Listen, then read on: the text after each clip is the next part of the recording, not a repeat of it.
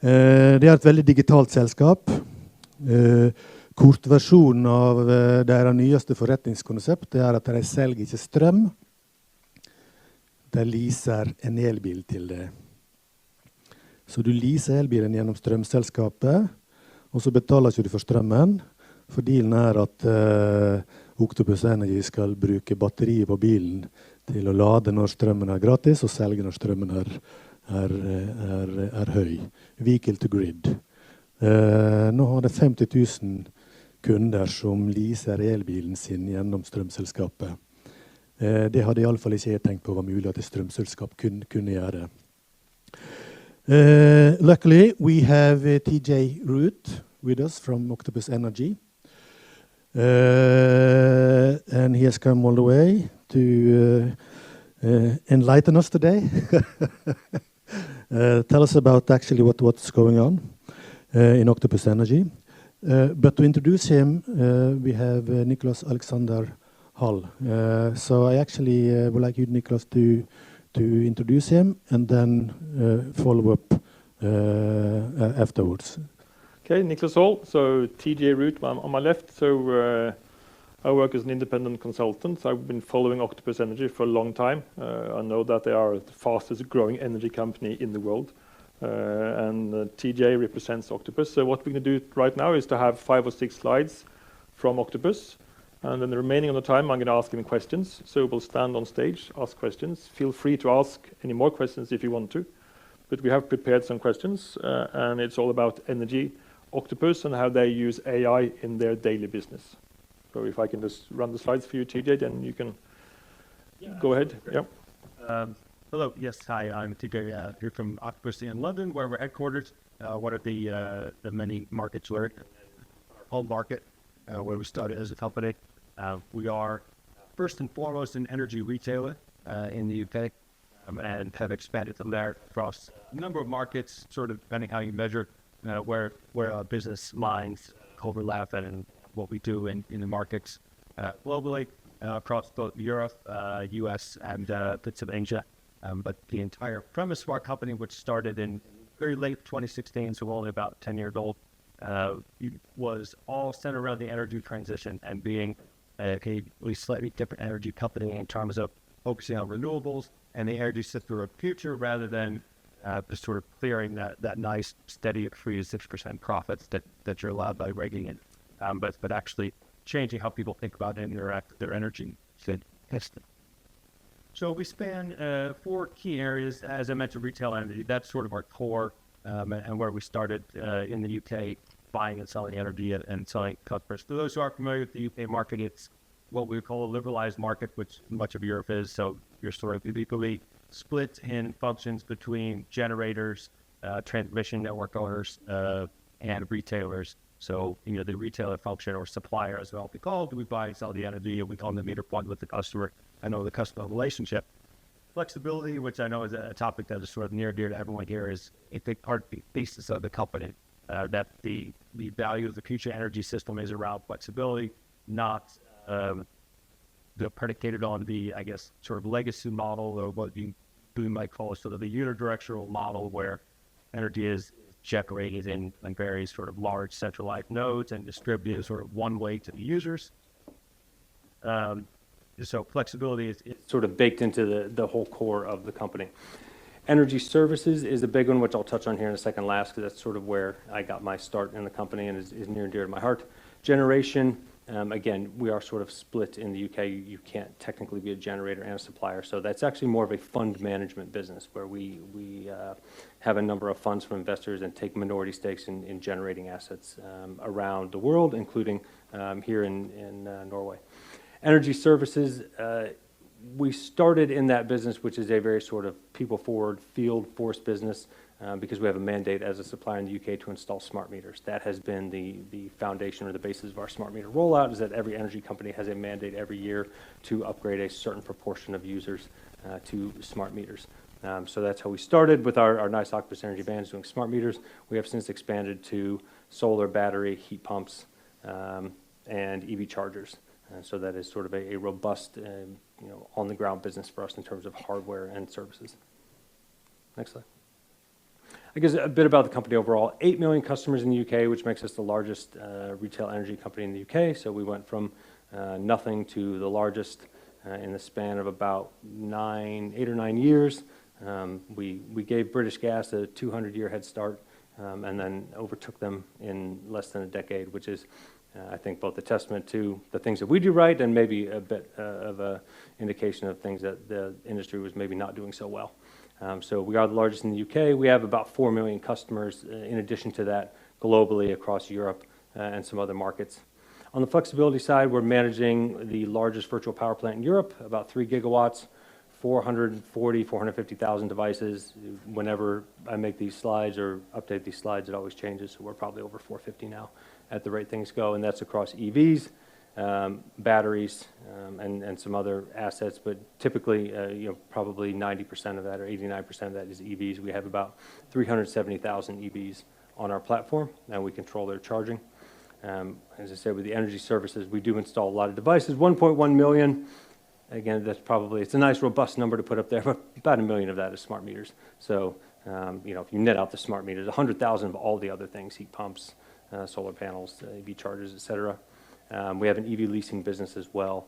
And again, this generation is a fund management business. So we talk about nice big numbers there of $9 billion invested in generation projects around the world, some of which are very sort of developed market projects, and some are sort of on the edge of the energy transition, Africa, Caribbean, et cetera. Next slide. And to, give a little bit of color to all the markets I've been mentioning. Again, it does depend on how you look at our business. So your pink is where we do energy retail. USA is probably taking a bit of liberty there. We're mostly in Texas in the US because Texas, unlike the rest of the US, is its own grid. So as a state, it's big enough, and they have enacted sort of a legal structure to separate themselves out from the rest of the US grid. And funny enough, despite probably the political assumptions about Texas, it is the grid that looks most like a European sort of liberalized model, as opposed to the rest of the US, which tends much more toward vertically integrated utilities, where the same company owns basically everything from generation to the meter point and has, in many cases, a monopoly. In Europe, we're present as a retail business in the UK, France, Germany, Spain, and Italy. We do have some generating investments here in Scandinavia and the Nordics, as well as a bit in Eastern Europe and Portugal. We do have a retail business in Japan, which is actually a joint venture with Tokyo Gas, and a flexibility business as a joint venture with SPC in China. Cool. I think that covers it, yeah. So that's all my slides. So from 12 million customers to me as an independent, single standing consultant. So this is what I do. And I'm going to ask him some questions afterwards compared to what he does and what I know about the business. So this is me. This is the services I do. So currently support a few different services and types of clients, so all the way from products, utilities, different types of platforms, other consultancy companies, and data centers to all investors. These are classic companies who are looking for energy transition insight and knowledge. So I sort of work with this. So we're going to move over to questions. So I can ask some questions to TJ. So we don't need this anymore, so we can take away that. And let me bring up some of the questions. So if you look at a typical household, what happens when you introduce AI to a household? Take us through a normal day from 6 a.m. when you have the peaks. They come at home, they start the boiler, and everyone takes a shower. What happens? How do you actually use AI to determine how that is optimal for them? Yeah, so I think from an AI perspective, I would start by saying we view AI very much as a tool that sort of powers our people to do the things that have made our business successful. And so on a daily basis, if you are not running your energy using some sort of distributed energy resource like a battery or solar or an EV, you probably don't have a ton of AI interaction with your energy in your home. Now, on the trading side, that's a different topic. I think there's a question where we'll talk a bit about that. From a customer who is sort of living what we would consider the traditional or sort of standard life with energy in their home. They haven't invested in EV or a battery, what have you. They probably don't have much impact from from AI on our side yet, and that's probably coming down the line. Where we do use AI, and the thing that has made us very successful as a company relative to our peers, is in the customer experience. And we use a lot of tools to enable our customers, or our customer service agents rather, our energy specialists, to deal with a high load of customers and answer them quickly. Now, I think it's important to point out, when I say AI is a tool, we're not doing agentic things there yet, and that is by choice, because we broadly find that people don't like talking to AI agents. That is something that there's often a lot of pushback on. And our sort of thesis has always been that people like talking to people. They like having an immediate response to their problems and their questions. So when you email us, we have a tool that we built within our Kraken software platform that it's called Magic Ink. It helps an agent draft a response to you, but that response is always edited and sent by a human to you in the end. So if you were to reach out on any given day, you are always talking to a human. So it's sort of in the way that you might have, Gemini or something help you draft an email, but you're going to read that through and make sure this makes sense, and you're actually getting to the sort of human core of that email, because obviously when it does generate that can often be a bit artificial in terms of probably not how you would speak. Now, if you are a customer who's invested in something like an EV, you will have AI probably interacting with your EV throughout the night. So by the time you've woken up, our machine learning model, which is where a lot of our AI work is still in these very advanced machine learning models, has dispatched the charging of your EV overnight. And it powers our smart tariff called Intelligent Octopus Go, which is where I mentioned we had those 370,000 EVs. That machine learning model is what optimizes the charging of those overnight to allow us to give the customer that special tariff with a much cheaper rate. And so that model is obviously looking at the grid, doing price forecasting optimization, and also making sure that you as the customer get what you want out of it, so your car is charged when you wake up. And this will, of course, over time extend to batteries, heat pumps, other technologies in your home. So I think we're quite close to the point where you wake up at 6 a.m. and AI has probably already done a lot in your home. When a customer hands over control to Kraken or to Octopus Energy, what is the final opt-out or opt-in for a customer? Is it not the car not being charged? Is it cold water in your water tap? What is the opt-out reason for people not wanting to give you control? Yeah, I think you've sort of hit on it with that line of thinking, that the customer has to always get what they're expecting. Right? Customer preference and customer comfort, which is probably an extension of what we think of as customer trust, is the point that will break that relationship for you. I think probably everyone in this room at one point in your life has had a cold shower, to the point that you probably remember it and think that that's not very pleasant. And so if you do that to a customer, if they wake up, and especially if they have children, or they come home at night and they need to give their children a bath and there's nothing but cold water, or the house gets very cold overnight, or they have to go to work in the morning and their car didn't charge, that's the point where the customer will take back that control from you. And so you always have to prioritize delivering for the customer over anything that an AI model might do, that a pricing model might do. Right? So you sort of have to bear all that risk as the flexibility provider of, if something goes wrong, I'm just going to have to charge this car and eat the cost on it, rather than trying to make it work for my value stack or my bottom line and risk that customer experience breaking. In 2022, you launched something called Octopus Zero Bills, which is an initiative where households get free energy for 5 to 10 years. Yes. And that's an incredible value prop. I mean, you have your free energy for 5 to 10 years. How is that possible? How are you able to provide free energy for 10 years to a household? Yeah, so it's I think it sounds really good when you call it free energy, and people really like that. It's not so much that we're providing free energy, it's that we are helping the customer provide themselves free energy. And so I would caveat the concept with, it has to be the right type of home to begin with. In the UK, our housing stock is generally fairly atrocious.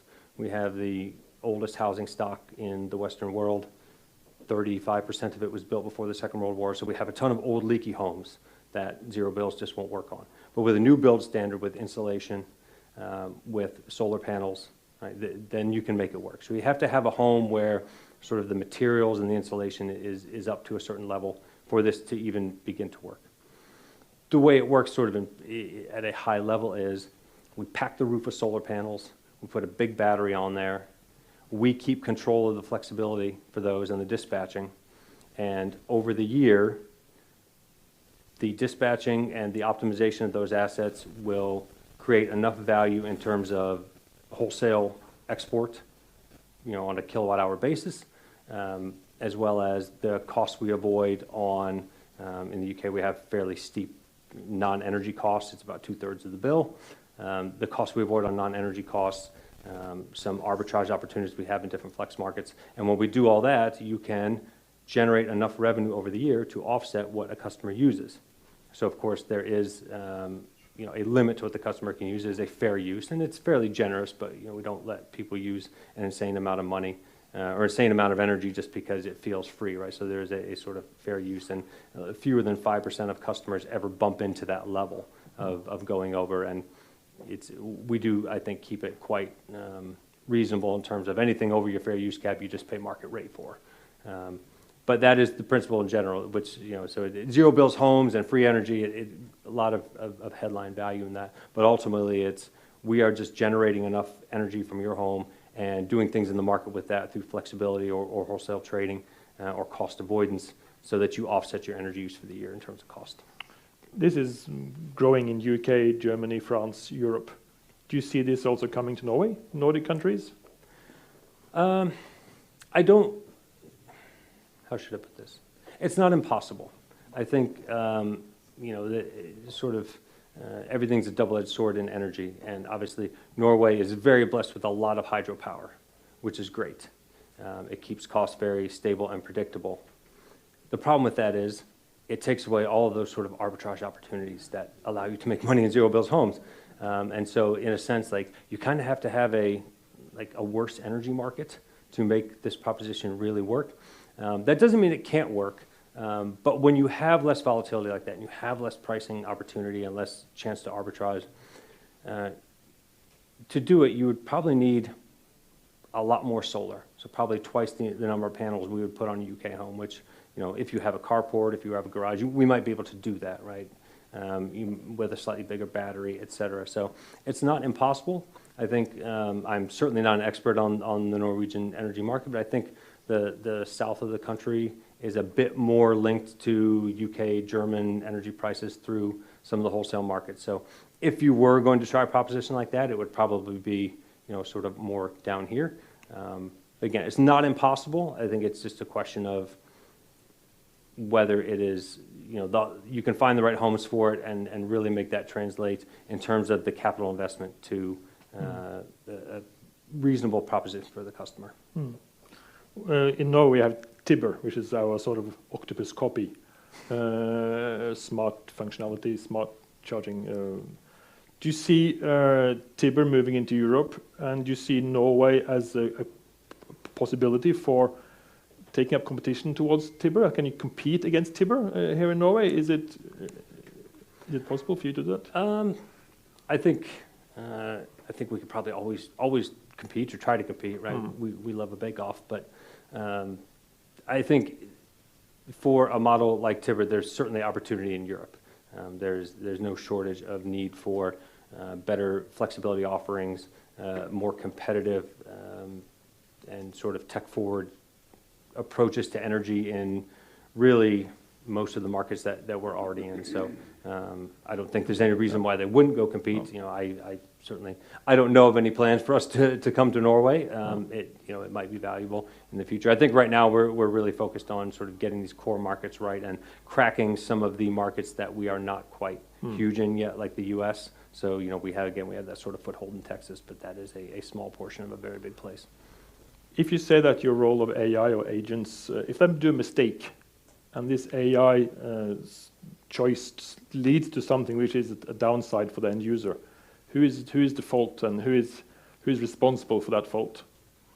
Well, I mean, in the case where an AI model, or if we get to the point of sort of agentic dispatching or trading and whatnot, were to do that, then that would lie either with us or with our Kraken platform, which used to be part of our company, and we have spun them off as a separate company. It would lie with one of us, right? You can't pass that on to the customer. It goes back to that customer trust question, right? We can't make a mistake and make the customer bear the pain for that. And to that end, most of our approach to AI right now, especially sort of in trading or dispatching, is deterministic algorithms. Right? So we know that that A will lead to B.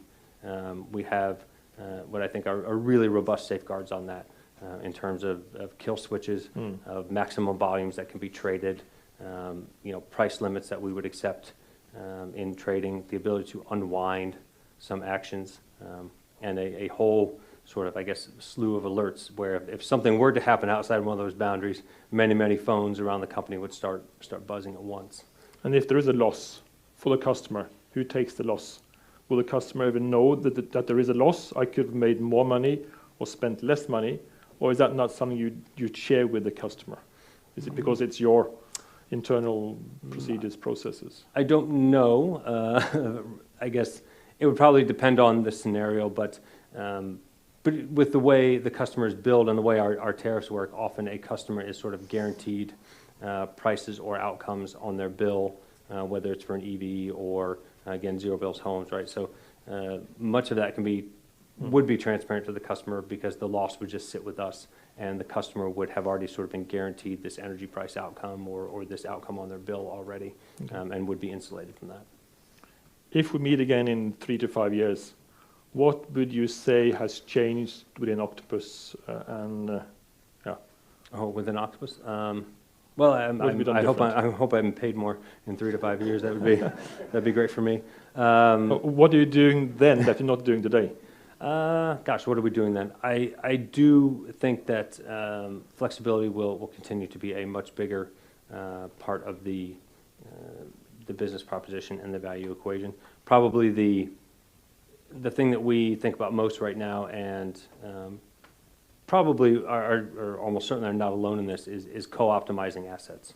Right? I think probably everybody to some degree in the energy space is in this market of I'm optimizing EVs, or I can optimize a battery, or I can optimize solar. It's getting those things to work together throughout sort of an almost infinite number of scenarios. We can just look outside. An hour ago it was raining and cloudy, and now it's sunny and warmer, right? So what happens in this scenario if I have an EV and a heat pump and solar and a battery? How am I optimizing all of those against the various markets that we have? For example, in the UK, which is quite a complex market structure, but Germany is equally complex and completely different. So I think probably in 3 to 5 years that will be our biggest focus area: is how are we handling the optimization of multiple flexibility assets. But is that a technical change, a regulatory change, or a platform change? And what change do we need to see in the market for that to happen? I think it is certainly a technical change. Right? That's probably the biggest challenge, is figuring out sort of how do you make all of these things account for one another, and then do that in the context of whatever market prices you are optimizing against, or market signals. I think what were the other options? You have platform change. I think technology change and platform change are sort of, in many ways, the same thing for us. But an approach change, I think something that we push for a lot, and I doubt will be news to anyone, is sort of local or nodal pricing. Right? We are all living in a bit of a legacy world where we're paying these wholesale sort of marginal pricing, same price across the country for energy. Our stance has always been that a big unlock for better flexibility and for better markets in general is to have localized pricing that serves as a signal for where assets get built, where flexibility gets enacted or dispatched. So I would hope, I don't know that we'll get there, because at least in the UK our government just shot it down, but in 3 to 5 years that we get to a much more equitable and I think meaningful price signal for how we sell energy. That was it, yeah? Any questions from the people here, or follow-up? No? Maybe? No? Tommy? Hello. Hi. I'm Tommy. I work with the energy flexibility in a startup called Evenly. What do you find in the UK is the hardest part of getting people to opt in to flexibility? Do you find like it's only financial, or do you see other incentives like climate impact or grid stability to work as well? You know, I would love to give you a good news story that people will opt in just because of you know, climate change and being greener, reducing strain on the grid, but it's not, right? Everybody, you know, money is how we pay for goods and services, unfortunately, and that's what drives almost every decision, especially I think as around the world, the cost of living seems to keep going up and up and up. The number one way to get people to opt in is to